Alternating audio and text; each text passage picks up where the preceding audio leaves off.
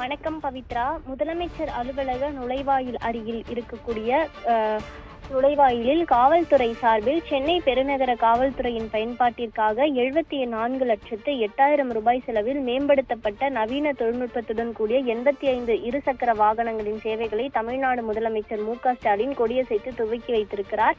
ஏற்கனவே தமிழக அரசின் சார்பில் பல்வேறு ஏற்பாடுகள் காவல்துறையின் வசதிக்காக செய்து வரக்கூடிய நிலையில் தற்பொழுது காவல்துறையினருக்கு உதவும் வகையில் 74,08,000 ரூபாய் செலவில் மேம்படுத்தப்பட்ட நவீன தொழில்நுட்பத்துடன் கூடிய இருசக்கர வாகனங்களை கொடியசைத்து தமிழக முதல்வர் மு.க.ஸ்டாலின் தொடங்கி வைத்திருக்கிறார். குறிப்பாக சென்னை பெருநகர காவல்துறையை பொறுத்தவரையில் பல்வேறு குற்ற சம்பவங்களை தடுப்பதற்காக தொடர்ந்து காவல்துறையினருக்கு பல்வேறு ஏற்பாடுகள், வாகன வசதிகள், அதே போல நவீன கேமராக்கள் ஆகியவை வழங்கப்பட்டு வரக்கூடிய இந்த நிலையில் புதியதாக